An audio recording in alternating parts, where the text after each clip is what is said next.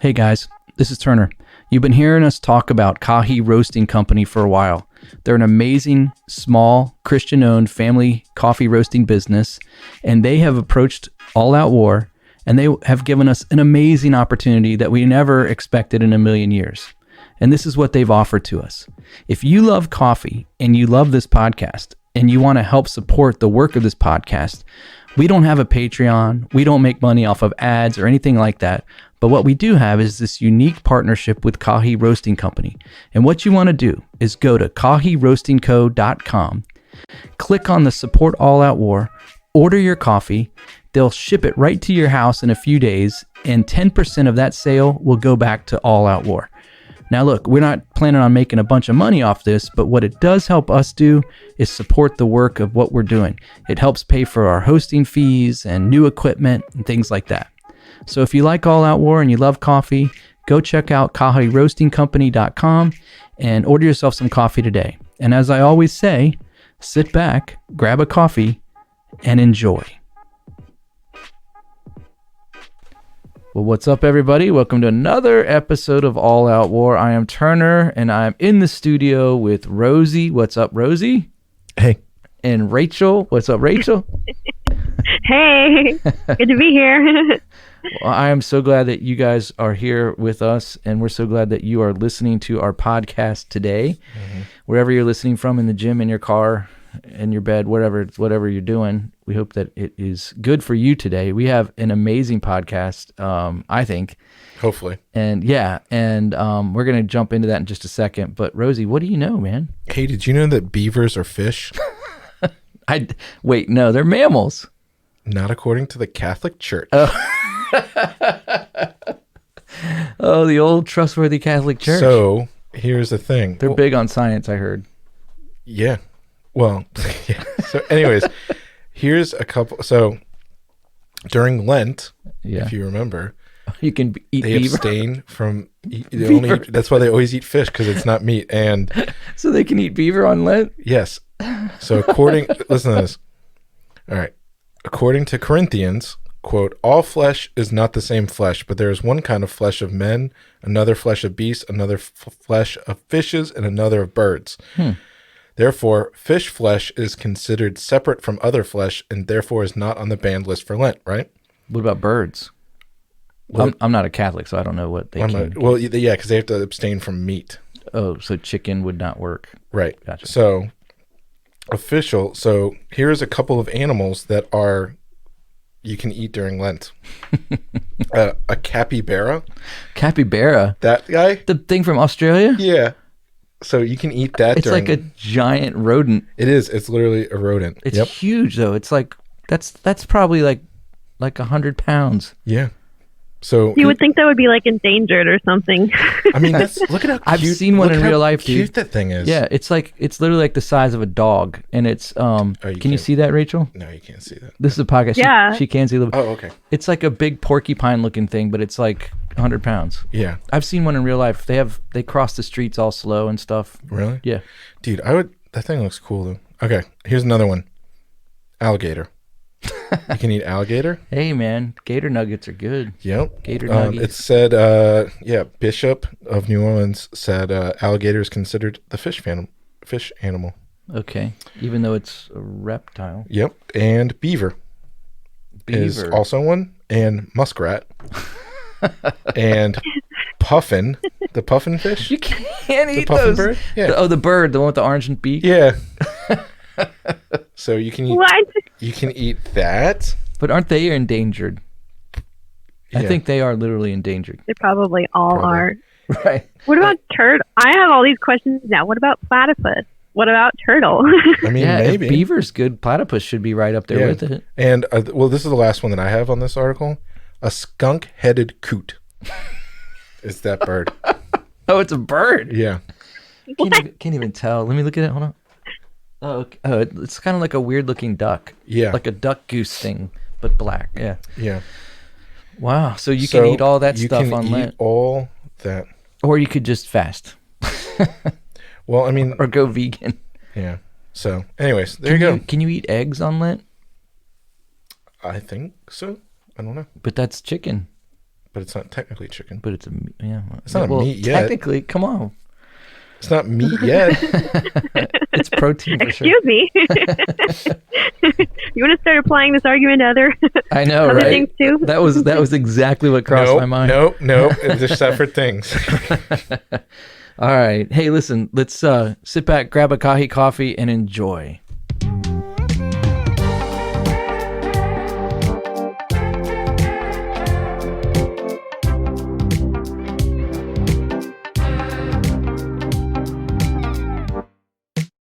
You're listening to the All Out War podcast.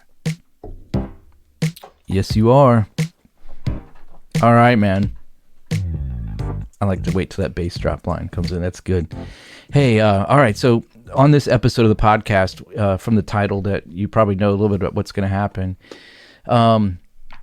Before we jump into it, though, it's been an absolutely crazy. In fact, 2020 if you have a podcast that is like ours, that like has a focus on sort of the truther stuff and conspiracies and all of that, you're just in heaven. Like this has been an amazing year for podcasters and YouTubers that are. Yeah, you don't even have to make up stuff this year. You're not searching for anything. All you have to do is open the newspaper, the fake news. But this has been a crazy week. And one of the things that, Rosie, when you and I started this podcast, we said one of the things that we wanted to avoid was doing like current events, like like what happened this week or whatever happened, because we wanted to create a library of content that you could access years from now and it would still be relevant for you. So that's why we've done series on like secret societies and, UFOs and A lot of cults stuff and that's in the past. Yeah. all the stuff in our past. Well, yeah, library. other than like the Brave New World, I think everything we talked about is in the past. Yeah, mostly. Yeah. Mostly. Yeah, with the Salem witch trials and things like that. So our library has been more of like resource. We're kind of creating a resource for people that might be waking up or whatever you want to call it, just for that purpose. And Also leaving a trail of stuff of reasons why we can never run for office. well, I don't want to run for office. I would never.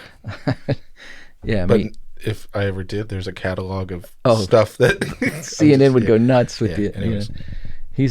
So, anyways, so because that was kind of our original setup and design for the podcast, we've avoided just news and current events and stuff. But sometimes the news is so big that you kind of have to address it. And I said that about COVID when it happened. We had Dr. Lou Wing on about the COVID stuff, and yesterday was a really big, 2 days or this week. Yeah, this week was a big event, and with Justice Ginsburg died, Ruth Bader Ginsburg, and she passed away. And I still maintain that she passed away a month ago, a year ago. A year probably. ago, really? Yeah, whenever she got sick the first time and disappeared. Yeah, but they did show her in public like once or twice. Yeah, using photos of old photos. Old photos. Did she speak? That's my question. Did she ever speak when she was seen publicly? She always looked asleep to me. That's the thing. Yeah, and they were always Weekend like, at Bernie's. Yeah. Weekend at Ginsburg's. No, That's so wrong. Yeah, actually. for real. I mean, I saw memes where it's literally that Weekend at Ginsburg. Yeah, Oh, really? yeah. That should be a memer. Yeah, at the beginning of the year, at least the beginning of the year. Yeah, so I'm convinced that they wait. Yeah, she's been gone for a while. Yeah. Well, so that happened. Anyways, yeah. And we got it. I just wanted to talk for a minute about that, and it actually does play into what our podcast is going to be about today a little bit, in the sense that we're going to be talking about something that's been happening for the last couple months, and it happened years ago. Like I can remember, we're gonna have a focus on Black Lives Matter, the movement, a little bit, but I can remember back in 2016, 2015, hearing things about them, and they were just like they were kind of like Occupy, Wall Street type. That's how I just didn't give them any credit. Like, they came up after Michael Brown. Right. So, yeah. Okay. 2015-ish. Yeah. So, but anyways, this whole situation with this vacancy in the Supreme Court is a big deal, and it's going to be, particular, and I think that if people don't understand maybe why a vacancy is so important. Like, a vacancy is a big deal, but this vacancy in particular. Yeah. So, like, heaven for, it wouldn't be such a big deal if, like, if it was this same time and, like, Gorsuch stepped down, like, someone that's a conservative, like, this is it's even a bigger reason because it's her. Right. And she's super liberal. Yeah. To say, well, it's going least. to, yeah. So one of the effects that it's going to have is it's going to have a third Supreme Court justice pick from President Trump, more than likely, if he decides to fill it, which he's already tweeted out that he's going to fill it, which would be the smartest thing he ever did. Yeah. Because once you get the court pushed into a direction, it's going to stay that way for a very long time, typically. So it could affect the next, 25, 30 years. Yeah. Foreseeably into a more conservative side of ruling. Mm-hmm. And so everybody that's on our side, which everyone that listens to our podcast regularly knows that we are extremely pro-life. We had all those baby episode updates. Remember the baby updates? I remember those. And that was just to bring awareness of that it's still a baby. It's a baby in every phase. And so we're radically pro-life in that way. And this could be, it could mean that a justice could be replaced for her that is going to be conservative and willing to overturn that law for Roe v. Wade. Mm-hmm. And I think isn't there another one connected to it? It's like Roe v. Wade and Doe. There's another one, Doe v. something. I can't remember it. Yeah. But and it's a similar situation. Yeah. But and so that's why it's huge. And so from a perspective of left and right, the left is losing their mind. Yeah. Because they already feel the reality of that Biden's not going to win the election fairly. Mm-hmm. I mean, honestly. Yeah. And I was trying to talk to someone about this, and they don't like Trump, but they don't like Biden either. They're kind of stuck in the middle, and like a lot of us are, And I said to that person, I said, Trump, he didn't win the popular vote in 2016, but he has risen in popularity since then in the last 4 years. And there's a ton of people that didn't vote for him that are going to vote for him now. Yeah. Especially when they look at the option. Yeah. And so I can't in any real way see how he would lose. He won't. And it's not the same way that the Democrats felt about Hillary Clinton. Mm-hmm. They were just absolutely ignorant. They were ignorant. They just did not realize that there were people out there that at any cost did not want her to win. Yeah. Like not to riot or anything. No, I mean, that. she was the most unlikable candidate that has ever been placed into American history. Yeah. Really? Yeah. I mean, Satan could run against her and get more votes probably. Yeah. Lucifer himself. Because at least you would know. The dark angel. Yeah. At least you know what you're getting. Yeah. And his lies would be expected. Yeah. Not just, I don't know. He could be truthful maybe. Yeah. Anyways. I bet he's even scared of her. He doesn't want her.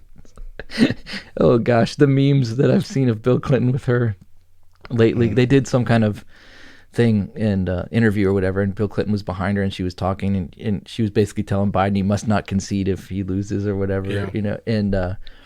And Bill Clinton's eyes were just like roll oh. He was probably looking for a woman. You know what I'm saying? It's like, hey, which one of those can I grab easily? Where's Epstein? But anyways, so it's a huge week. It's a huge week politically. It's a huge week. Yeah. This is gonna be like when I see these TikToks going around too of these really radical feminists that are just losing their minds screaming, because they're like, F, F, F, F, F, F, oh, wow, you had to die, what, F, F, F, no, they just can't take the truth, of what happened. And it's like, I just, when Bill Clinton got elected, that was coming off the heels of Reagan and Bush. It was like we had these conservative years, and I think we had 12 years straight of Republican conservative presidency. And when he won, it was sad for us, and all these people, all these And we lived through it. When Obama got elected as a conservative, it was not a good day for conservatives, and it proved those 8 years were really hard for conservatives. He worked against all of our values, truly undid so many things, and in reality, like, I'm not just being critical, I'm just saying in reality. No, yeah, he's going to go down in history as one of the worst presidents. Yeah. I mean, Obamacare alone, look at that, and so Obama gets in, and do we riot? And now I'm seeing like people, like, there's tweets, so many tweets of, we're going to burn the place down if they actually do constitutional governing the way it's been set up. We're going to burn the place down if they actually fill a seat because he's the president and he can do it, And he's supposed to. Yeah, and he's supposed to. Yeah. And he has the Senate, which is what they don't like, really. Yeah. So they're going to try and start buying senators. They're going to try and start buying votes, get them to flip, on them or something. And, so, I mean, if a liberal's got dirt on you and you're in the Senate and you're a Republican, dude, you're done. You're done. They're gonna use this. It's coming out. So just get ready. Yeah, I do. I just want to I'll leave this up to you. I just have a couple things I want to say about this. Yeah. And then if Rachel has anything, and then Rachel's a woman. She doesn't have anything. We let her talk when we say she can talk. And that's what I was about to do. In the spirit of Ruth Bader Ginsburg. Yeah. So if you don't know how to feel about this, I was going to say I'll leave one with a Bible verse, which is how I have spent this weekend, which is Proverbs 11:10. It says, "When the righteous prosper, the city rejoices. When the wicked perish, there are shouts of joy." And I have been very joyful. Wow. I want to read another quote from her. Quote, "Frankly, I had thought that at the time Roe was decided, there was concern about population growth, and particularly growth in populations that we don't want to have too many of. So that Roe was going to be then set up for Medicaid funding of abortion." So. Wow. Goodness. And she likes certain populations, so there's a little bit of racial. Yes, absolutely. That's what I'm saying, is she was happy that they're killing black babies predominantly. Wow. So yeah, it's an uncomfortable truth, isn't it? So, you know what? A woman that shouts for joy about babies being killed. Yeah. Don't care. Sorry. Hopefully she had a deathbed conversion. I probably doubt it. I think she professed to be a Catholic. So she's Jewish. But she professed to be Catholic. Oh, did she? Yeah. Oh. Yeah, she was a Catholic. That's what I read. So. Anyways, Rachel, now I will allow you. You have permission. Do I have anything to say about RBG? Yeah. Well, I'm honestly just have I'm praying for whoever Trump appoints. Yeah. Because just remembering what they did with Brett Kavanaugh, that's going to be very harsh. Yeah. So definitely praying for her. Every guy that ever dated her in high school is going, oh crap! Right now, they're scrubbing their Facebook. They're doing everything. So how about, if anyone doesn't know what we're talking about Amy.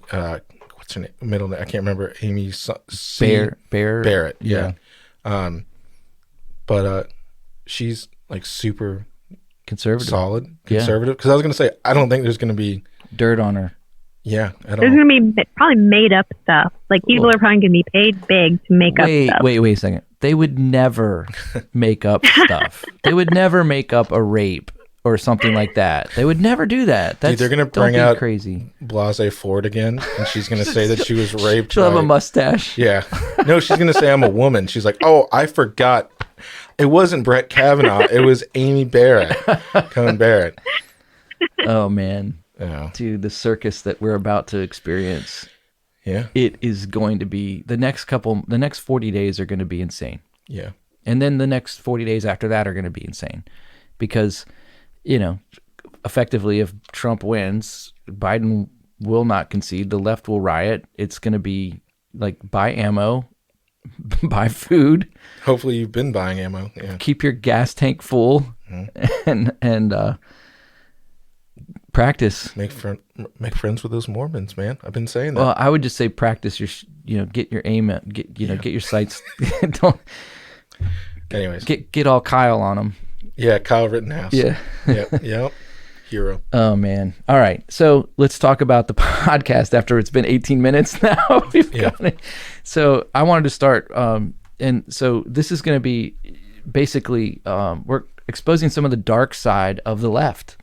And when I say dark side, the spiritual dark side of the left. So in 2017, Vox wrote an article, and Rosie, you gave me this article, and it was a great article. I'm just going to read a part of this article. I got to pull it up though real quick. It's in my notes here.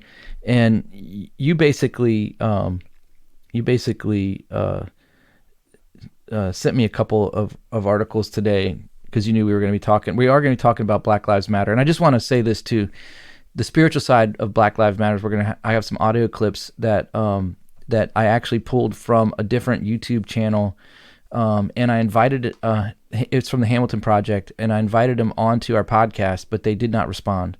So, I was emailing back and forth, and I said, who do I contact to invite him on as a guest on the podcast? And his name's Alexander Hamilton. He's the one who I heard these sound clips from, and then since then I've heard them on like 3 or 4 different podcasts. So they're probably not new to some of our listeners, but some of them they will be. But I just wanted to be upfront and say I did get these from another podcast, and I did ask permission, and I did invite them on, but they didn't respond to coming on. So that's out there, so in the open. And I can put a link to his YouTube as well if you want on our thing. But so let's go all the way back to 2015, 2016, the election for Trump to come in, and I kept hearing all of these articles about witches that were casting spells on Trump and trying to keep him from, being able to do his duties in the office and all of that stuff. And then Vox writes an article in 2017, and it's basically called "How Witches of the Magic Resistance How witches of the magic resistance rise up against the Trump administration. Each month, thousands of witches cast spells against Donald Trump."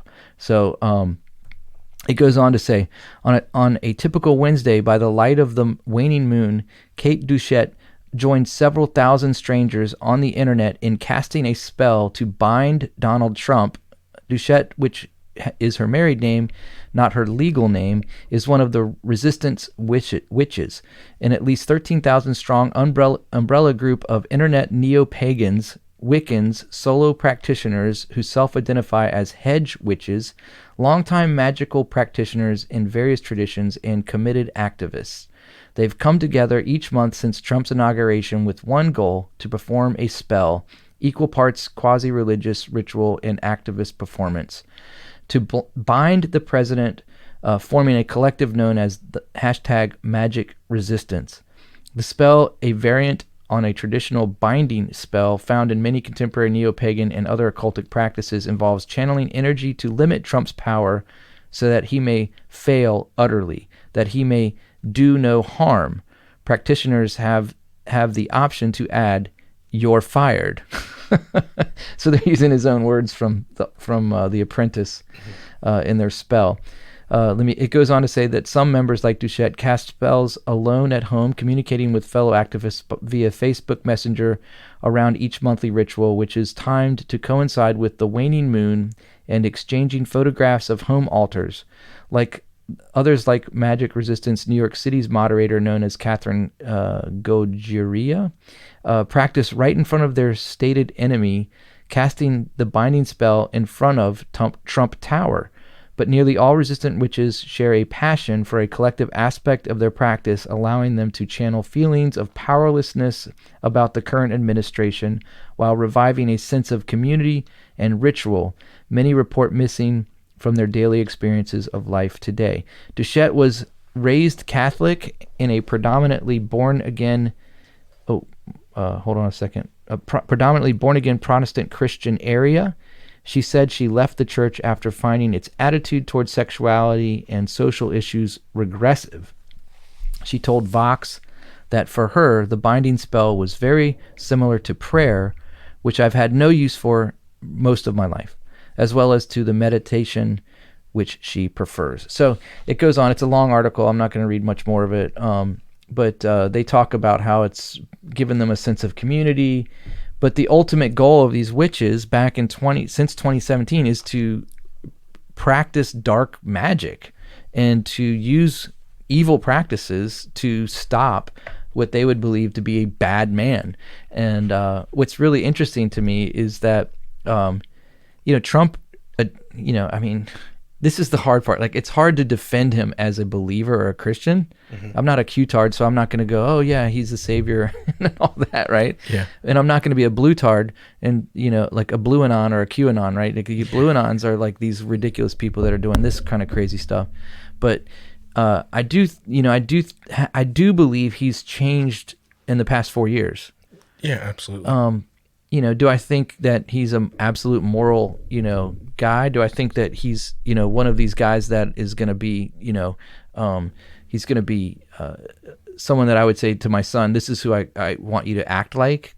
No. Because if he is a believer, a true believer, he's an immature one at best, just by his behavior, So I'm just going to go out and say all that. Okay. But I'm not against him because I do believe that what he's been doing politically has been beneficial to my values and to the things that I believe in, and economically and all of that. So, anyways, I don't want to get too much into it. I do want to read one verse out of Corinthians in reference to this. So, because I know a lot of Christians just don't like Trump, and it's like it puts them in a weird camp. So it says here in 1 Corinthians chapter 10, starting in verse 20. Actually, I'm going to start at 18. It says, "Consider the people of Israel. Do not those who eat sacrifices participate at the altar? Do I mean then that the sacrifice offered to an idol is anything, or that an idol is anything? No, but the sacrifices of pagans are offered to demons, not to God. And I do not want you to be participants with demons. You cannot drink the cup of the Lord and the cup of demons too. You cannot have part in both the Lord's table and the table of demons. Are we trying to arouse the Lord's jealousy? Are we stronger than he?" So, this is my warning on the onset, because when we get to the end and we start playing these clips from Black Lives Matter, this is my kind of my siren call to the Christians who are sympathetic to the Black Lives Matter movement. And you have to understand that when I say this, and I know you believe this, and Rachel, I know you believe this too, Rosie and Rachel, that we collectively, we are not racial in this way, like racist in this way. We want Black people to have every freedom that I have and that you have experienced, that as a white person. I don't want there to be, the things that the hardships and difficulties that they face to have. But I do not believe in the movement of Black Lives Matter, the organization. You know what I'm saying? Like, I separate the two. The movement, the organization is evil and in its way, in its practices. It's unbiblical. It's anti-Christ. It's anti-Christian. And we'll unpack that a little bit. And it's important for me to say that on the onset. But I want, if you're a Christian and you're sympathetic to the BLM, I want you to at least hear me out. Don't just turn it off and say, oh, that bigot or that racist or whatever. Hear me out. I'm talking from a spiritual perspective right now. And just like we were talking with our interview with Frank Rich on our last episode about pornography, what's been lost in the whole sexual freedom movement and all of this stuff that's going on is the spiritual side of all of this. That pornography is a spiritual act. You're joining yourself with someone, even though it's on a screen. You're not actually physically touching someone, but there's a spiritual impact that it has on a person, and we always forget that. It's always minimized. And as believers, as Christians, we're spiritual people. And that's a huge part of our dynamic. We are equally spiritual as we are physical. It's that real. So I don't want to minimize this. I actually want to emphasize this as we go through this. So on the left side, there's this thread of occult darkness, and we saw it right after the election when Trump was elected. These witches came out. I even saw them on Fox News at one point. They were being interviewed, I think, on Tucker Carlson. Probably. Yeah. And he had these witches on, and they were justifying their actions. So that happened in 2017. So let's go forward a little bit more, and you get to 2018, And in September of 2018, you might remember just recently, in September, we had on the mall of DC, they erected a model, or it was basically the Arch of Baal was set up on the mall in DC. What happened was in 2015, ISIS the archaeologists had discovered this temple to Baal, and it was the archway, the entranceway to it. And so ISIS had destroyed it. So they rebuilt it, and then they made a model of it, and then they were touring it around the world. Well, in September of 2018, they put it on the mall at the same time that the Kavanaugh hearing was going on. And where they put it on the mall and all of this and the timing of it all was very interesting because it brought pagans out of the woodwork. Yeah. If you don't know who Baal has been the classic, anti-God of the Old Testament. He is the Satan figure in a lot of ways to the nation of Israel. He was the god of, I think, weather and lightning. I think that was sort of his thing, one of his things. And he also was... accepted human sacrifice of children, like Molech did. So you have this prehistoric, God that is just this Baal guy that he was. So they found this. They put it up on the mall in DC. At the same time that the Kavanaugh hearing, which was a huge uproar, we did an episode on Kavanaugh, and what was the result of that? It was #MeToo. So you had all of that going on at the same time. I just want to read real quick about this archway in case you didn't know. It says the Temple of Baal, and its arch at Palmyra, Syria, prior to its destruction by ISIS in 2015. And there's a picture of it on this article that comes out of Digital Archaeology. It says, in 2016, the Institute of Digital Archaeology announced it was producing a full-scale 48-foot replica of the Arch of Baal, and that it would put it on display in cities around the world, produced with 3D printers in China. The IDA decided to produce a replica after ISIS destroyed the original arch in 2015 that were part of the Baal temple found in Palmyra, Syria. At the end of September of 2018, the Baal arch was set up in the National Mall in Washington, D.C., in sight of the U.S. Capitol. Since the arch was actually a gateway to the ancient Baal temple, when news surfaced of its arrival in Washington, some Christians were concerned that it might give the demonic a unique ability to influence U.S. society.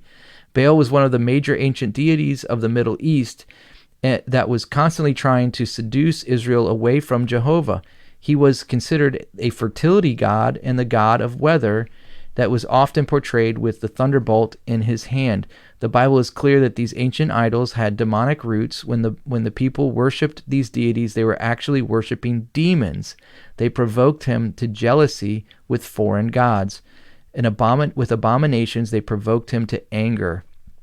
So the article goes on a little bit more. It talks about different. It talks about the different kings that served Baal, and one of those was Jezebel. She served Baal. She had the prophets of Baal, in which you might remember in Kings Elijah called down fire on Mount Carmel and killed the prophets of Baal, and so it's an enemy of God. It's an enemy of God. And now, do I think that the archaeologists that found it are all, Satan worshipers and, pagan at heart? No, I don't think so. But the timing of it coming to DC and what it did, Ephesians is very clear about principalities and powers. And certainly there is a principality over the Washington, D.C. area because it's such an influential city. There's no doubt in my mind, if you could peel back the spiritual realm and see the city, for what it is, you would see some probably pretty powerful principalities. Evil ones. Yeah, that's what I mean. They're not godly for sure. So you have 2015, you have the witches rise up. 2016, the witches rise up. 2018, you have the Baal arch shows I have up. something also to add. I don't remember if you guys knew this or you were going to mention it. Sounds like you didn't. The same time as that stuff with the Kavanaugh, Yeah. an article here, New York witches place hex on Brett Kavanaugh. So they haven't stopped. Yeah. So just real quick, it says, they cast a bunch of spells of this stuff. This is really, I'll just read this real quick. The occult turned partisan on Saturday as a coven of New York witches placed a hex on U.S. Supreme Court Justice Brett Kavanaugh. Dozens attended the event at this book. They streamed it online. It says organizers said the event was, quote, an act of resistance and resilience. A Catholic priest and exorcist in California, Father Gary Thomas, planned to counter the spell by saying prayers for the justice at Mass. Nice. He said, this is a conjuring of evil, not about free speech. It says Dakota something, co-owner of Catlin Books, which is where they held it, and one of the organizers said they would not share details or specifics of the spells, but told the BBC that the hex was aimed at exposing Brett Kavanaugh for who he truly is, to cause him harm and see him come undone. Wow. And listen. Well, when you watched like the protests of the women out in front of the Supreme Court when the hearings or the Capitol when the hearings were going on, I'm not gonna lie, it looked like they were manifesting demons. Yeah. The way that they were acting, like they were uncontrollable. Like they would just start screaming and saliva was flying out of their mouths and their eyes were like, they were just like uncontrollably angry. Yeah. With anybody that was trying to speak common sense. Yeah. Well, I just want to say, this is the last thing I want to say. This is very interesting. Half of the proceeds are donated to charities. Aw, that sounds good. Planned Parenthood. That's their charity? Yeah. Oh, jeez. They need the money. Yeah. So come on, man. They're done. I just wanted to throw in, that's another example of hexing. Yeah. I think it's one props to the Catholic Church, though, or at least certain people, for actually realizing that there is hexing and spiritual warfare going on, and at least they're being upfront about it, like, hey, we're actively trying to work against it, whereas you don't hear about it as much in the evangelical circles, unless like the church that's very, very aware of all the spiritual warfare going on. Yeah, and it's a big deal, particularly I think people that listen to this now have a lot of Catholic friends. Yeah. And I would say some influential Catholic friends. And I was talking with one of them just recently about something. And like, for the fact that not only is this a priest, but an exorcist.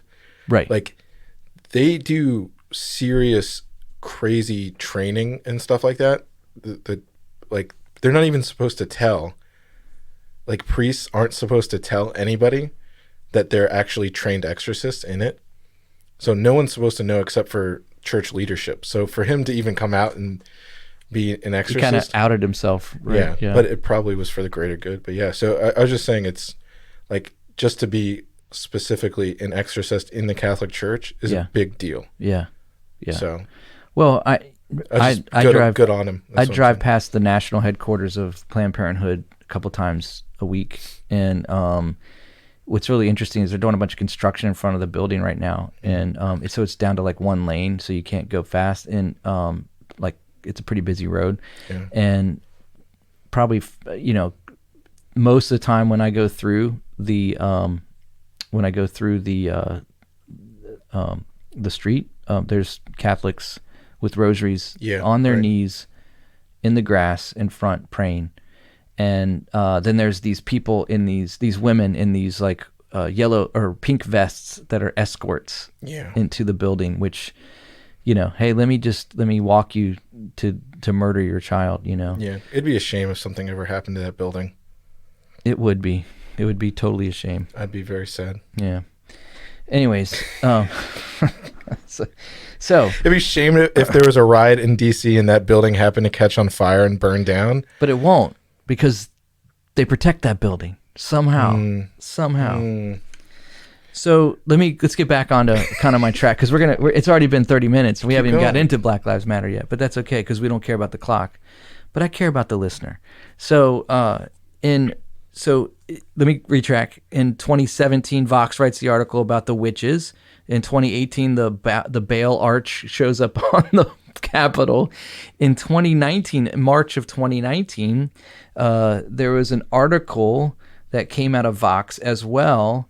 And the article was titled "The Rise of Progressive Occultism." Maybe that's what we should title this podcast. But the rise of progressive occultism, and it was written by a woman by the name of Tara Isabella Burton. Did you say that was Vox? I think it was Vox. It's not Vox. It's not? No. Oh, okay. I'm sorry. I just want to, Oh, the other article was Vox. The American Interest. Yeah. I've got it pulled up. Oh, thanks. Okay. Yeah. Sorry, that was the other article. I apologize. I made a mistake, and I correct myself. But I just want to read a portion of this little. It involves AOC, one of the left's lovelies. They love her. It says, "The rise of progressive occultism, or why Alexandria Ocasio-Cortez felt compelled to share her birth chart." Back in March of 2019, an elected government representative shared something personal about her spiritual identity. Not a preferred Bible verse or a conversion story. Rather, a progressive New York representative, Alexandria AOC, shared her birth time with a self-described psychic and astrologer, Arthur Lip Bonewitz, who in turn who in turn shared her entire birth chart with what can only be described as astrology Twitter. Astrology Twitter went wild.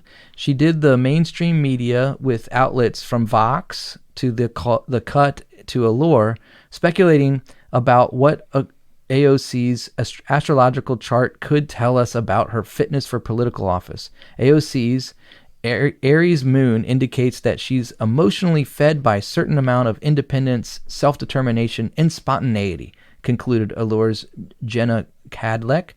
But that independence always finds a way home. Meanwhile, Lip Bonewitz told the Cut's Madeline Agler that the stars predicted that AOC's career in politics is likely to last the rest of her life. Shocker. AOC's decision to share her birth time with Lip Bonewitz might be an unprecedented move for a political figure. Hillary Clinton famously avoided the question, sparking years of debate among astrologers, but it was also a canny one.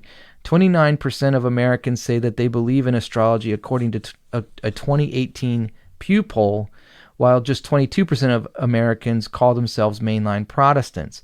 I just want to pause for a second. The reason Hillary Clinton wouldn't give her birth numbers, whatever it is because she looks down on astrology. It's way less powerful than the actual satanic worship that she partakes in regularly. Why would she? True. Why would she waste her time on the stars when she can actually go to interact with demons? Go to Lucifer. Yeah. Okay, back to the story. More importantly, however, AOC's gambit taps into the way in which progressive millennials have appropriated the rhetoric, imagery, and rituals of what was once called the New Age, from astrology to witchcraft, as both a political and spiritual statement of identity.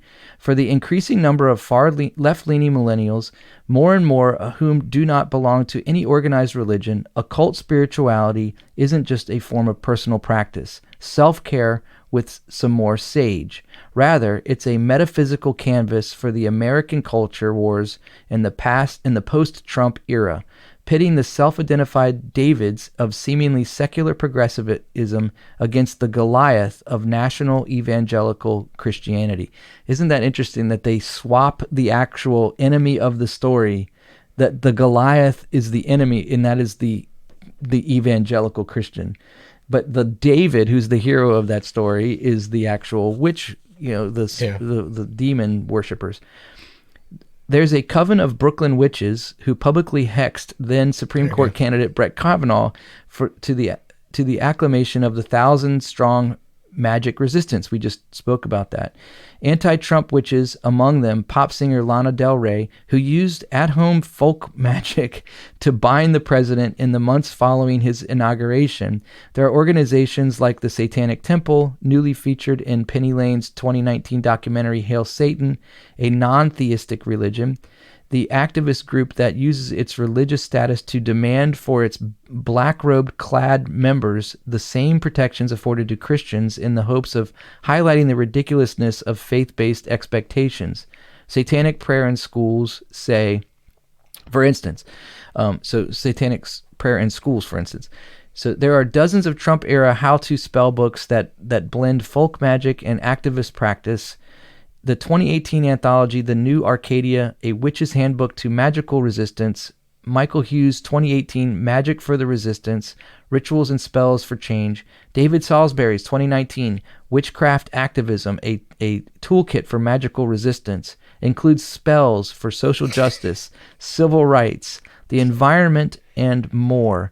So it talks about social justice, and that's an interesting one. So what I've been trying to build to here through these articles and through what I'm pointing out is that there is this, on the leftist side of politics, there is a spiritual dynamic that has never really been exposed until the last couple years. But what's being exposed is something that's very dark and very dangerous. Well, I would say that I think it's been, I don't know. I remember reading about this stuff.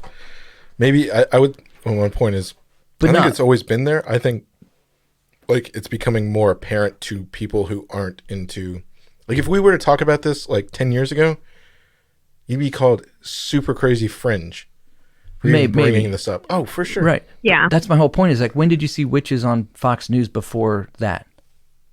They weren't. Well, yeah. But I mean, like You the know what I mean? underlying, like if you go back in time, like this stuff has always been there. I just think it's been hidden. Oh, I don't think so. I think the media has ignored it, or they just haven't focused on it. But now it's almost like they're so desperate that they're like pulling out all the stops. Like, we need our witches. Oh, no. We need our witches. We need the Arch of Baal. We need everything we can, to get in there. Well, social media is making it so easy to just like follow a hashtag or post something in your stories and make it super widespread so that everybody has that kind of connectedness about doing it around the same time. Whereas 10 years ago, it probably would have been a little bit difficult, but people were probably still doing it. But yeah, like it's more of a movement now that I think a lot of people are taking into their own hands and doing something that they can feel. It's like almost like activism that blends with your spirituality. And that I think is very popular to women and men who are already like entrenched in that belief system. So I was going to say, we had an article pulled up, which is from January. TikTok has become the home of modern witchcraft. Yes, really. Doesn't surprise me. Yeah. It's just real quick. Witchcraft is on the rise. In an age of uncertainty, dislocation, and environmental turmoil, younger generations are taking a renewed interest in astrology, horoscopes, and the occult. In the past 5 years, there's been a marked increase for those searching on Google for crystal healing, and the subculture of people who identify as witches is on the rise. Today's witches are increasingly congregating on TikTok, the rapidly growing social video platform that was 2019's third most downloaded non-gaming app after WhatsApp and Facebook Messenger. So it says this stuff. And now, TikTok was going to go away. Now it's been Oracle. Actually, is they're funneling all of their traffic through there now. Really? So, and I think Walmart actually purchased part of it. Walmart and Oracle. Can you believe that? Yeah. Sam Walton must be rolling over in his grave. Yeah. But anyways, yeah, I think it is. It's just out there now. So let me just read one last thing about this. Okay. I just want to read a little bit more from this article real quick.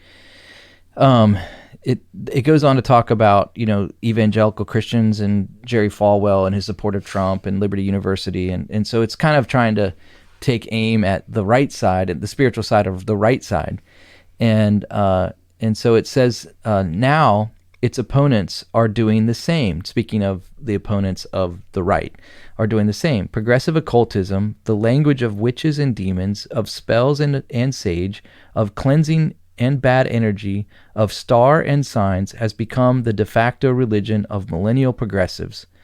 The metaphysical symbol set threaded through the worldly ethos of modern social justice activism. Its rise parallels the rise of the religious nuns, and not nuns as in Catholic nuns, nuns as in like nothing, and with them a model of spiritual religious practice that at once intuitional and atomized, 23% of Americans call themselves religiously unaffiliated, a number that has spiked to 36% among millennials. So my whole point of that is that there's a whole voting bloc that is post-Christian in the United States, and they're gravitating towards this spiritualism that is got this embedding with a veneer on top of it as social justice. And this is important because social justice is something that the church has been parsing with for the last probably 5 years, that we've been really trying to figure out what's that supposed to look like for believers. What does social justice look like for believers? And that's a whole nother, podcast episode that we could go into. And we've talked about it a little bit here and there. But in reality, I want to talk about the spirituality of the Black Lives Matter movement, because that's on the forefront right now. And it's not going away anytime soon. It's just going to continue to grow. And it's going to cause, for some Christians, it's going to cause some questions, and they need to ask themselves some questions. So I want them to speak in their own words so you can hear what they've said. So I have 6 clips that I've pulled from an interview that they did on a Zoom call. And the interview with the Zoom call was from, it was 2 people. It was Patrisse, her name is Patrisse Cullors, and she is the co-founder of Black Lives Matter. And the interviewer on the Zoom call was Dr. Melania Abdullah. And Dr. Abdullah is the professor of African Studies from the University of Los Angeles. And she's the founder of the Black Lives Matter Los Angeles chapter. So these are people that are leadership within Black Lives Matter. Now, some of our listeners know this. The first clip is not from the interview, but I want to play this first. It's actually Patrisse Cullors, in her own words, talking about the origins of Black Lives Matter, how they were trained. And so this is important because this is going to key off some of the other things. So I'm just going to play this clip real quick. How dare you? Oops, that was the wrong one. It went back to the wrong one. Sorry, Greta, you're not the one.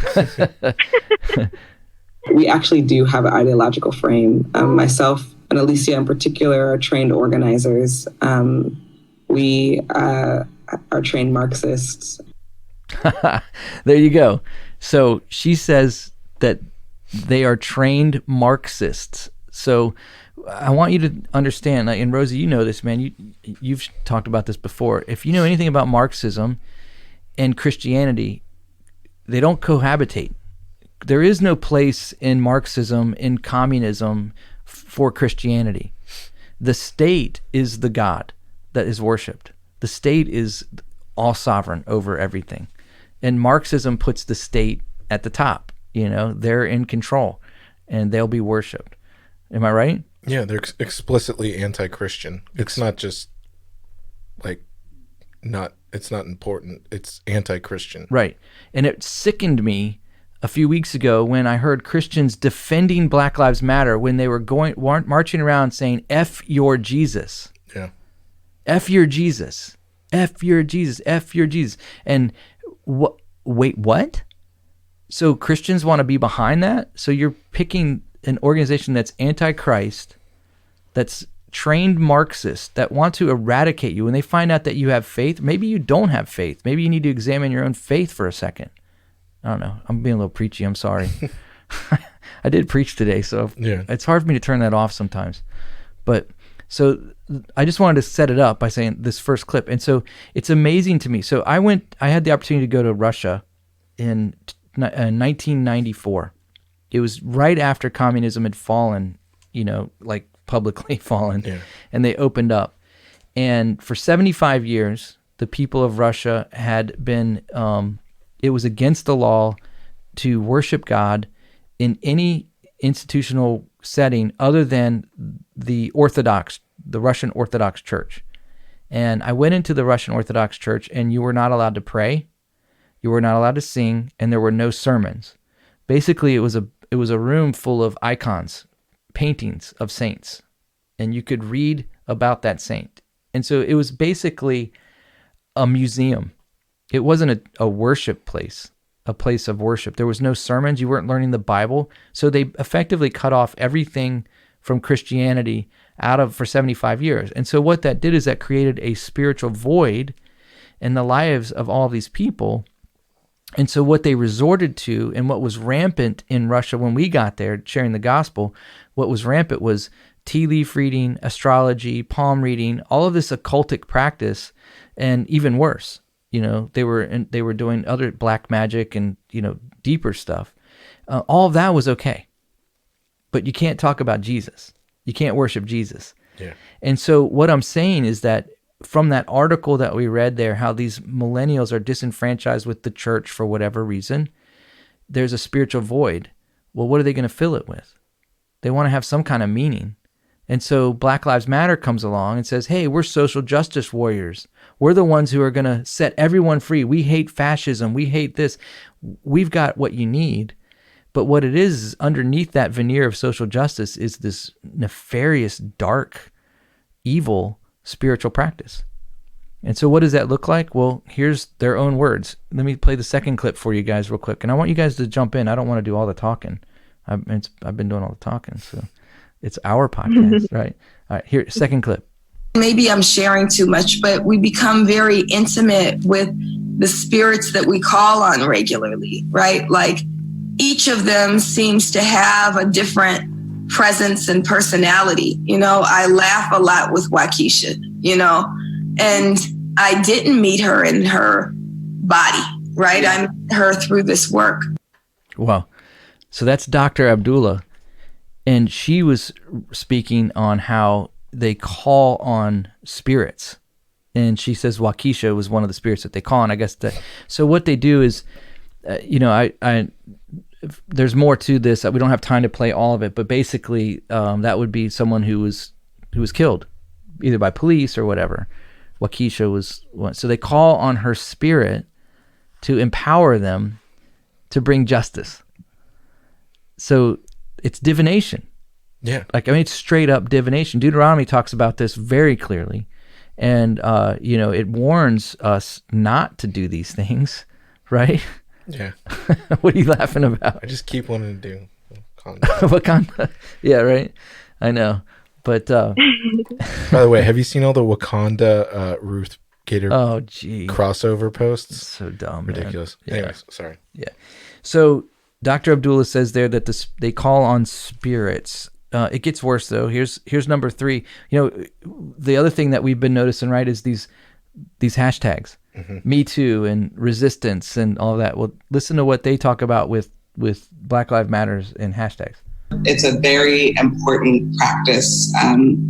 Hashtags for us are way more than a hashtag. It is literally almost resurrecting a spirit so they can work through us to get the work that we need to get done. I started to feel personally connected and responsible and accountable to them, both from a deeply political place, but also from a deeply spiritual place. And always, in my tradition, you offer things that your loved one who passed away would want, whether it's like honey or tobacco, things like that. And it's so important, not just for us to be in direct relationship to our people who've passed, but also for them to know we've remembered them.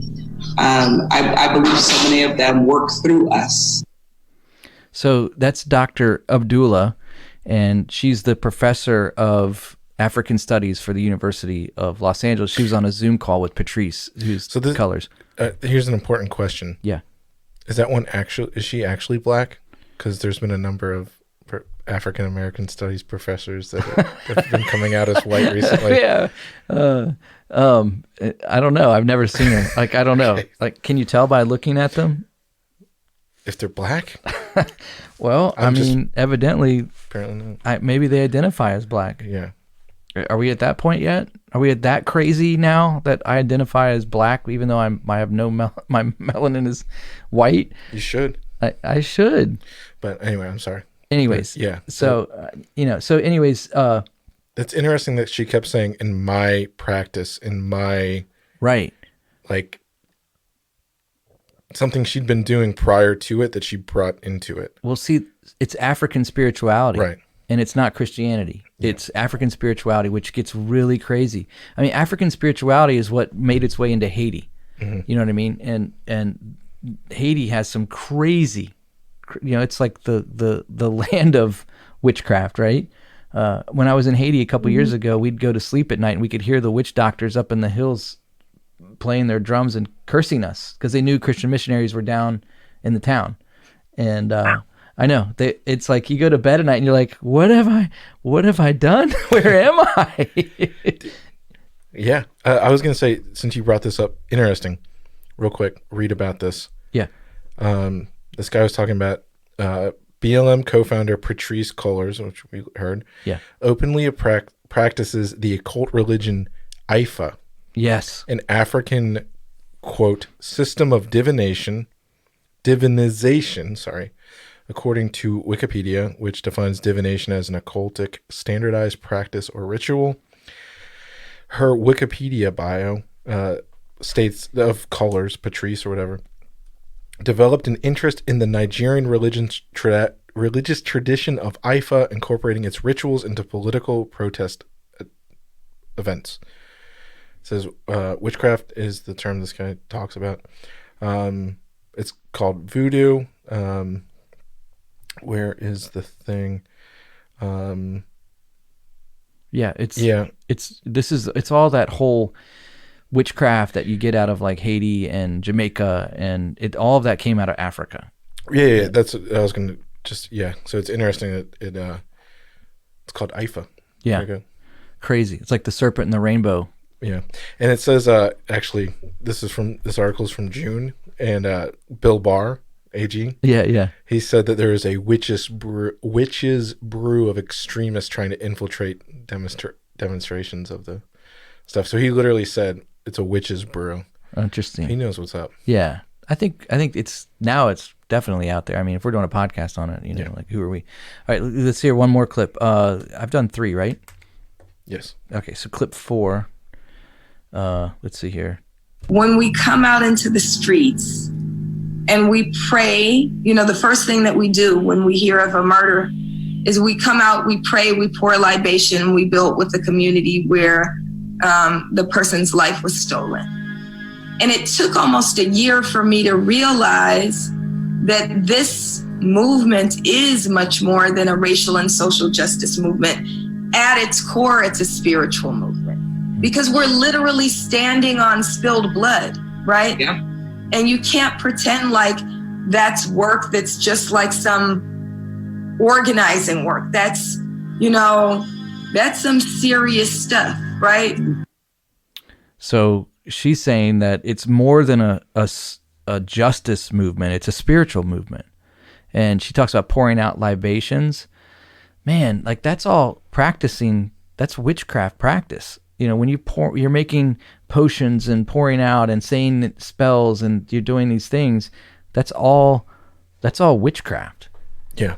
I mean, this is like, they're literally telling you what they're like. First of all, to come out and say we're trained Marxists, and then they say this is our spirituality. Yes, it's demonic. It's completely witchcraft. Yeah. What do you think the results of all of that's going to be? If you take all of those evil practices and pour them into one bowl, what do you think is going to be the result? It's not going to be advancing the lives of black people. Come on. Mm-hmm. It's evil. It's going to cause destruction, mayhem, chaos, and it's just going to be the results of darkness. That's what's going to happen, of evil. When I say darkness, I mean evil. It's just crazy. Yeah. So, I can't get it through. And churches that are jumping on this, I drive through DC a lot and I see these churches and they have 2 things predominantly, rainbow flags or Black Lives Matter flags. And I get it. Like you're signaling to the public, the community, that you care about people. No, they're doing that. So, okay. I understand what it is. I know what it is. It's liberal Christianity is what it is. No, what it is they don't want to get their building to burn down. No, the shops that do that. There's all of the Chinese restaurants in DC. They all have Black Lives Matter and printed out on like a little piece of paper. And Does it say BRAC? No, come Sorry. on, man. Anyways, but yeah, so you see this happening. So if there's churches that are like doing this, you know, you gotta think it through a little bit more. There's more to it. Let me just play one more. I got 2 more clips. Let me just play the 5th one real quick here. When we say the names, right? So we speak their names, we say her name, say their names. We do that all the time, that you kind of invoke that spirit, and then those spirits actually become present with you. Those spirits become present with you, she says, when you, so is this what's happening? Is what's happening when they join together and they force people to put their fist in the air and go, say their name, say Brianna, say whoever the person is, say George, say our names. That's actually evoking a spiritual ritual. It's a sigil. In her words, yeah. It's like you're literally partaking in a demonic spiritual ritual, right? Yep. So I don't know, man. It's just insane to me. It's insane to me that Christians would get behind this. Right. They'd get behind this. Well, fear of pushback for, being seen as complicit or being seen as, agreeing to the systemic racism that's going on, even though, like, you can speak out about it all you want, but if you're not doing the certain things, which are almost a ritual, you have to say the perfect thing, post the perfect thing, at least acknowledge it. Otherwise, people are going to come at you. So in some ways, it's a fear of it, of the backlash, but then also like a genuine concern out of ignorance that they are wanting to express, hey, I didn't know about all this and I'm trying to be more sensitive to it without actually delving into the backgrounds of the organization. So it's not racist to not want to adhere to everything that this organization is saying. It's not racist to not post that hashtag on your post at all, because people who understand the origins are trying very hard to not be ignorant about what they're posting about, which I applaud the people who are not posting the hashtag out of their understanding of what it means. Now, there are people who do understand what it means, such as these professors and the founders of BLM. And so they know very well what they're doing. But the people who don't know what they're doing are almost like they're being taken advantage of by their ignorance of not knowing what the organization stands for. So it's not racist to not have to comply with everything that's being demanded of you, because there's so many different kinds of witchcraft and so many different origins of occultic practices. I mean, you think Wiccan religions, you think of like Far Eastern stuff, you think of like Indian stuff that's infiltrated with like yoga and whatnot. Yeah. And a Christian can understand the origins of something, and they're not racist against the people who practice it. They're just like, hey, listen, that's demonic and I don't want to be a part of it. Right. So I really do appreciate when people have done their research and they're not being easily led astray, but you can still want to be working in the reconciliation between people who have felt the racial divide and the racial the division that's been going on for a long time out of, again, ignorance of the word. Because if you understand what the Bible says about how the gospel unifies people from all backgrounds, like, those things don't matter. They only matter because they keep being perpetuated and they keep being a source of division in people's fallen nature. Right. So if you're trying to take active steps to not continue racist thoughts or actions, you don't have to be posting a Black Lives Matter hashtag in order to, have checked all your boxes. Like, right. You can be actively trying to live out the gospel in your own life and not care about skin color or background at all. And while you're making your friends, while you're, choosing your spouse, like, none of that stuff matters.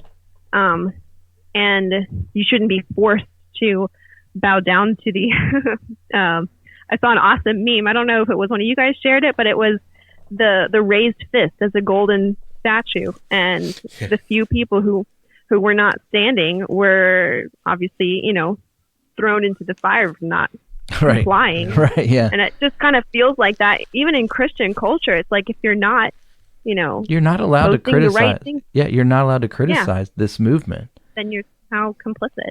which blows No. me away, because if you truly wanted racial equality and somebody with a MAGA hat wanted to join into your protest, I called it a riot. It is. Yeah, if someone wanted to join in, why would you care? If they have a heart for racial equality and bringing up an oppressed group, like supposedly Black Lives Matter is about, and they had a MAGA hat on, why would you care? But that person gets beat up. Like, you can't be here. You're not allowed At to best. be here. Yeah, Murdered at worst. right. That's right. So let me play this last clip for us, and then we can have our own. We can kind of share our own thoughts on this a little bit. Okay. Spirituality is at the center of Black Lives Matter. And I think that's not just for us. I feel like so many leaders and so many organizers are deeply engaged in a pretty important spiritual practice. I don't think I could do this work without that. I don't think I could do it as long as I've done it and as consistently. It feels like if I didn't do that, it would be antithetical to this work. So that last clip there just basically says that Black Lives Matter, at the center of it, is a spiritual movement. So when are we going to have the first church of BLM? Where They already have the first saint. they do have the first saint, George Floyd. St. George. They're not even joking. There's stuff like, I've seen murals of him. We had a What gold the- casket. Yeah. I mean, this is what they are, guys. This is what they are. And some people are like, no duh, we knew this is not. But this is what happens when you remove a solid foundation of faith and truth with morality, and you replace it with a void that becomes something filled with something like this. This is what happens. We're in a post-Christian, era here in our nation. We really are. There's more non-believers than there are believers in our nation right now. And so these are the things that we're going to expect to happen unless we become like Europe, where they are now becoming predominantly Muslim because they've had an influx of so many Muslims that have come into their country. So they will replace Christianity with Islam. We're not there yet. That hasn't happened in the United States. So it's things like this that are going to be filling that void. The funny thing is that of all of the people in the world that should be able to handle race issues, the church should be the one. I mean, the first issue that Christians had to deal with was a race issue. I don't know if people understand that. When you go into the gospel or the book of Acts at the beginning, the big dilemma they had was, what do we do with these non-Jewish people who want to worship God? Because the first believers, the first Christians, were Jews that converted to follow Jesus.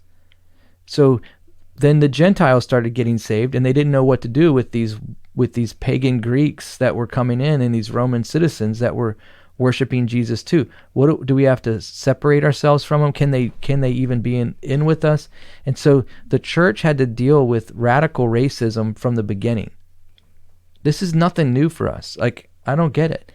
It to me, it blows me away because, like, Rachel, you said it really well. The gospel, it kind of flatlines all of this.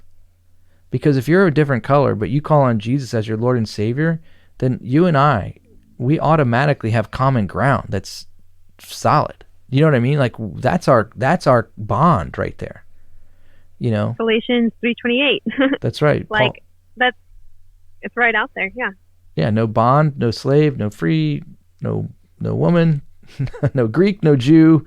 He goes through it all, And so that's my take on it, is as Christians, we've got the answer that they really need, Yeah. So I've got a couple stuff to pull up that Please. just I started love your thinking this. stuff. Okay. We were talking about the saint. St. George. St. George. Okay.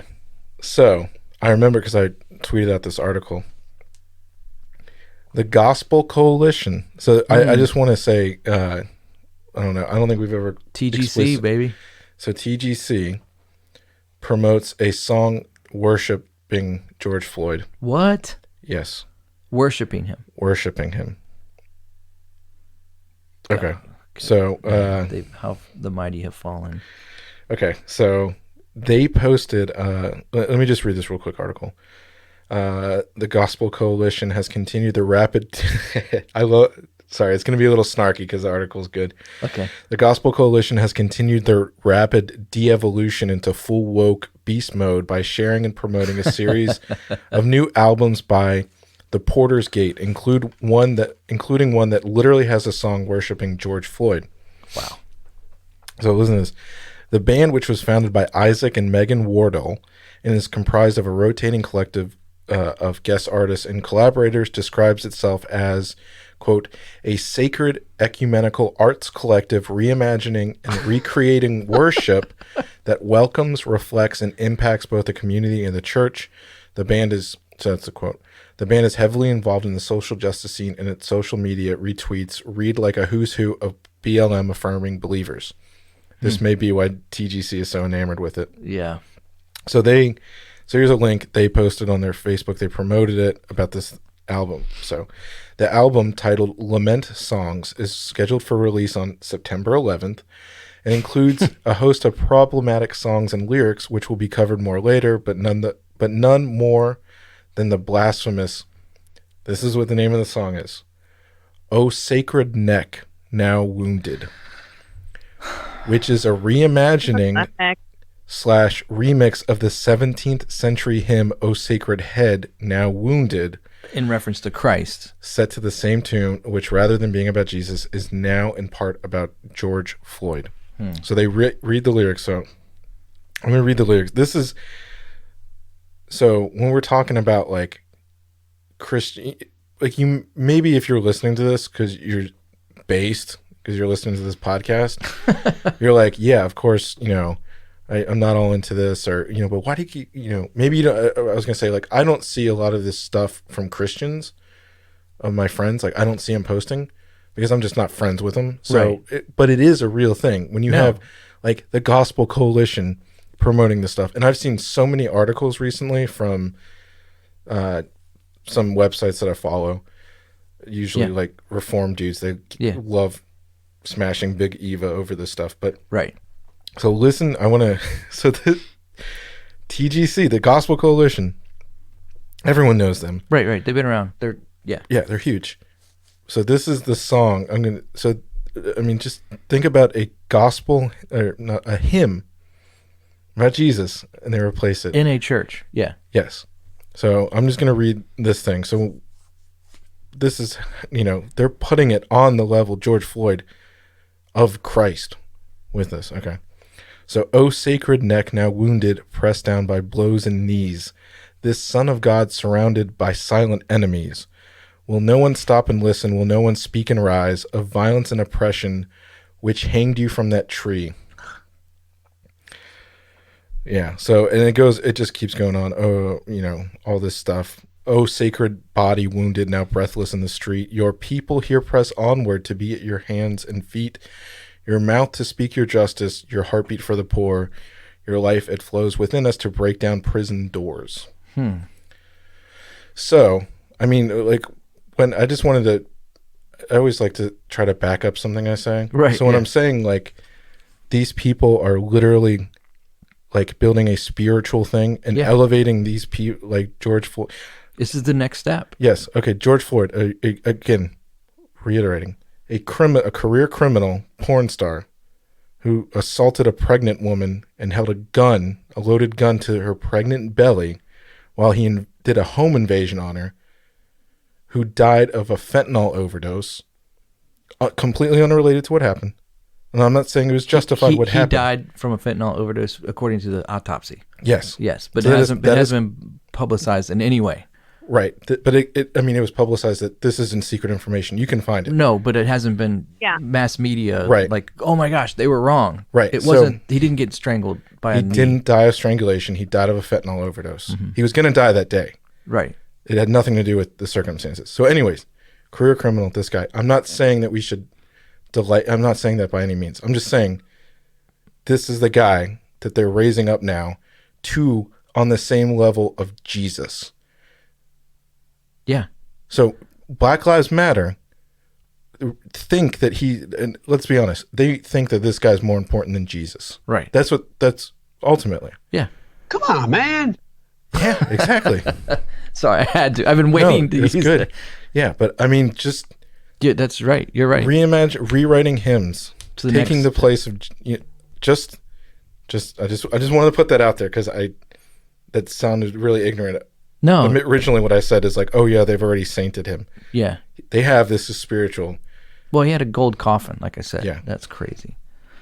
That's Yeah, a- none of this is racist to talk about at all, because this could be literally anyone, but it's because the culture has put this at the forefront of everyone's mind that you cannot argue with it, otherwise you are guilty of it yourself.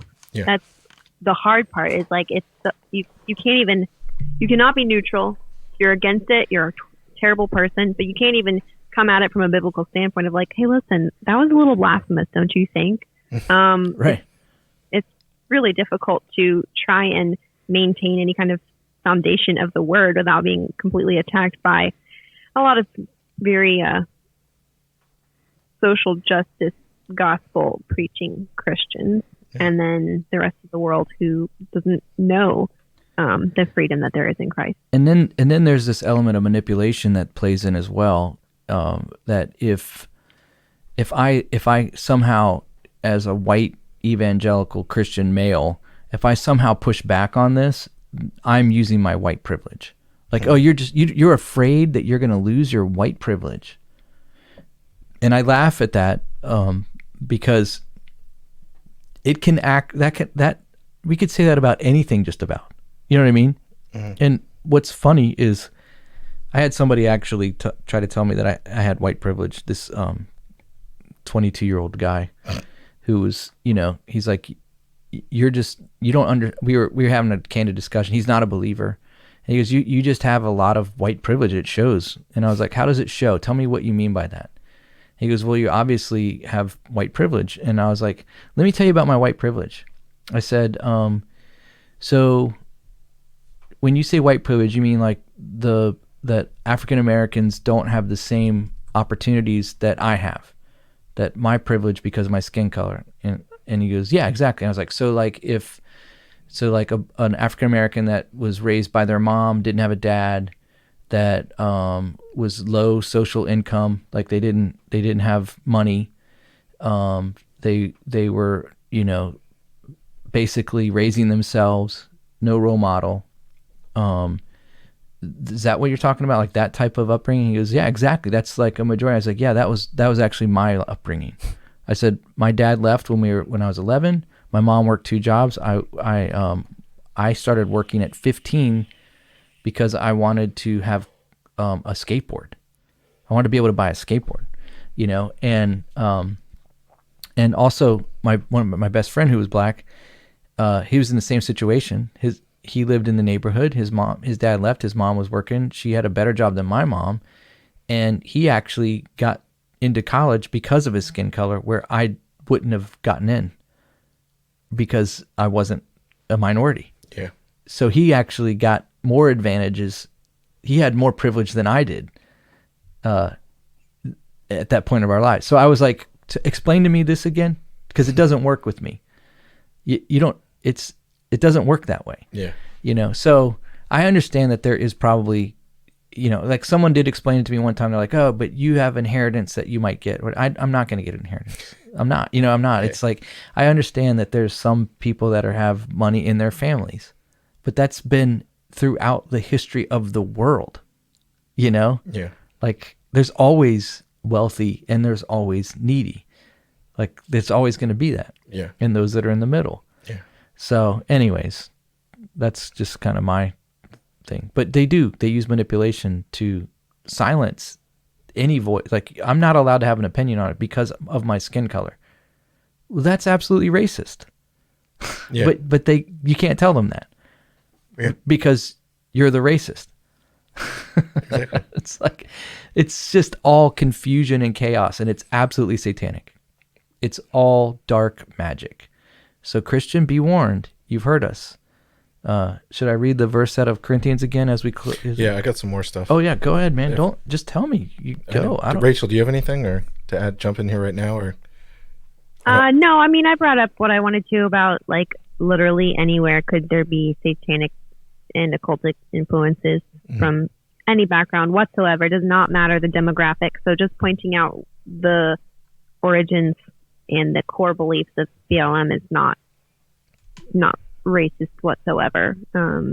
Like this should be done. This should be every single, organization should be vetted. Their core beliefs should be searched out by Christians. It's just like when you're going to a church and you want to go look at what their mission statement is, you're looking to make sure that they believe in the Trinity. You're looking to make sure that they believe like the correct doctrine. Yeah. And so when you're trying to ascribe to a certain organization's beliefs or trying to promote them, it should be very important to go back and see what their founders are saying and what their belief system is and what their mission statement is. So, well, perfect. That brought up something I didn't know if I was going to touch on.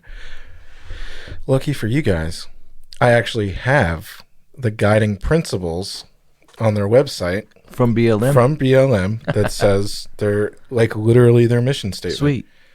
So do you want me to run through those real quick? Yeah, sure. Go for it. Okay. Diversity. With this, so I'm going to say the thing and then what they mean about it. Okay. So it has a little, this is, diversity. And then we are committed to acknowledging, respecting, and celebrating differences and commonalities. Restorative justice. We are committed to collectively, lovingly, and courageously working vigorously for freedom and justice for Black people, and by extension, all people. So, they're going to say, they can't be racist. Yeah, they got to say all people. As we forge our path, we intentionally build and nurture a beloved community, blah, blah, who cares? Unapologetically Black. We are unapologetically Black in our positioning. In affirming that Black Lives Matter, we need not qualify our position to love and desire freedom for justice. Blah, blah. Dude, could you, just for a second, can I interrupt? I'm sorry. Yes. Can you imagine if on the website for All Out War, we just put unapologetically white? Oh, we would. We would be, our houses would be burned down. We would be doxxed. It would be horrible. They would absolutely. Well, I mean, by technicality, I'm not fully white. If we're going by technical. But you're a woman and you don't get an opinion on this. You're white. Well, you're what we say you are, Rachel. I mean, ethnically, I'm not all white. Me either. That's what's so funny. I'm 1% African. Are you? I am. So. Me too. Dude, actually, I'm more than that. Really? My dad did the 21andMe or whatever it is. 23andMe. And we have like this, we thought it was American Indian. Yeah. And it's actually Middle Eastern. Nice. Yeah. Yeah. I got some other ones, but I am not all white comparatively. I mean, I won't go into my specifics. I'm very pale though. I'll say that. Yeah. But I tan up nice. Wakanda forever. I'm 1% African. All right. I'm Black. I am Black. Sweet. Dude. So here's another one. Can we get some of that money from BLM then? Yeah. Here's another one. Globalism. Oof. We see ourselves as a part of the global Black family. We are aware of different ways we are impacted and privileged as Black folk who exist in different parts of the world. I'll just read a couple other things. I won't go into them. Black women, collective value, empathy, Black villages, loving engagement. What's Black villages? Is it just like communities? Oh, no. You'll love this. There's two things that... They want to make a real Wakanda?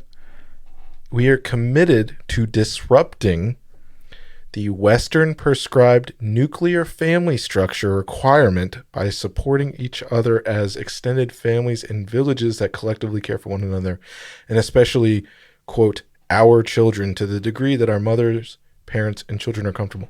Did you happen to catch something? Disrupting the... Western prescribed nuclear family structure. So husband, wife, yes, 2 dogs and a kid, or 2 kids and a dog. Yes. So picket fence. If you are a Black man, this is what they're saying. If you are a Black man, you are married to your Black wife, and you stay married with them, they don't like that because you are falling into the Western prescribed nuclear family structure. So what is it then? They want to. Well, I mean, this is the thing. Because they don't care about black people and they want to make them bad. Like they don't care about that. They want to ruin their lives. You're being. They would say like you're enslaved to the like white man by. Because it was designed by white people. Yes. Yeah. Okay. Adhering to a patriarchal system. Yes. Right. That was the other thing I was going to say. Okay. So the fanatic. Black villages, they have transgender affirming and intergenerational. And then the other, so I was going to go with these two. What's intergenerational? We're just committed age. to fostering an intergenerational communal free from ageism. But it's not like pedophilia stuff though. No. Okay, I good. mean, probably, but Right. no. Okay. So here's the last one I'll point out. Black families. We are committed to making our spaces family friendly and enable parents to fully participate with their children. So bring your kid to a riot. That we are committed to dismantling the patriarchal practice that requires mothers to work, quote, double shifts that require them to mother in private even as they participate in justice work. Doesn't say anything about the husband. So you see what I'm saying? Right. Whereas there's no dad. there is They're no assuming that there is masculine. dad. They don't want that. Yeah. They want, because that's the white man is telling you to stay with your wife. Why aren't we holding these black men accountable for something? Because That would be patriarchal That's and patriarchal. white imperialism. Yeah. All right. That was not the point I was originally going to think about. Yes. But this is the last one I wanted to say. Okay. It was very interesting that actually someone that sent me a lot of the articles that we used today, she also brought up this really interesting point in the fact that we talked about witches, we talked about witchcraft and how that works. We've also talked about Eastern religions and at least enough about the New Age stuff and how that ties into that, which Right. is,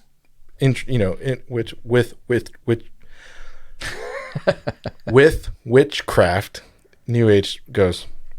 So these hashtags we also saw, there's this other thing I was reading about that witches are attacking cops they're hexing cops right now, witches for BLM. So much in the same way that there's power, if you think, again, this is not necessarily what we believe, but you have to know what they believe because they actually do believe it. Mm-hmm. So if you think of hashtags that these people are organizing on, and they're using collective energy, if you will, that they're all throwing at these hashtags, just these hashtags alone can be seen, I think, as a spiritual weapon to weaponize attention and like this is what they think. It's like say her name. It's like the same power behind that. Right. And the same thing I was going to say. It's a spell. Yes. Yeah. So I think that using these hashtags and stuff. So if you go clicking on these hashtags, I think you are like, there's spiritual things that happen with it. And I think that some of these, so even just these hashtags itself, just the presence of these things is a form of a spell. You know what I mean? Yeah. You line yourself up in agreement with it. Well, yeah, sure. Yeah. But I was thinking more of like a mantra, which is like when you say like, say her name, these chants like that. And so just a real quick thing. A mantra in Hinduism and Buddhism is a sacred utterance, which is a syllable, a word, or a verse that is considered to possess mystical or spiritual efficacy, which is, some sort of power. So various mantras are either spoken aloud or merely sounded internally in one's thoughts, and they are repeated continuously for some time or just sounded once.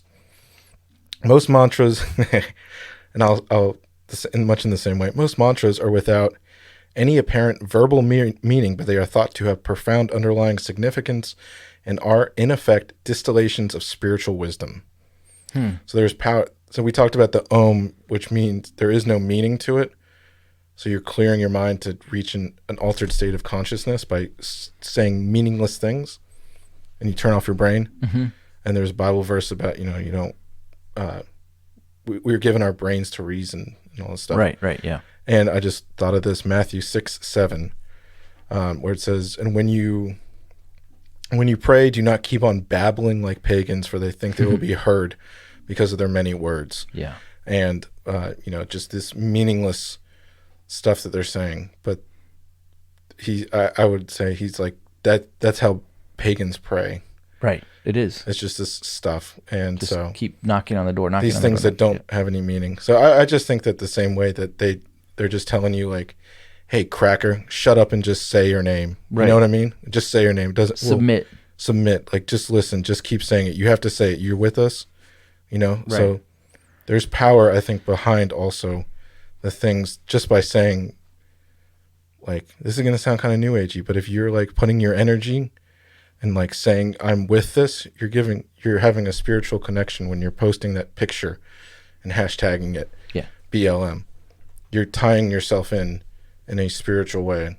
So I was just that was a long way to say, you know, stay away. There's spiritual things, not even in going to a protest and saying this stuff, but by hashtagging.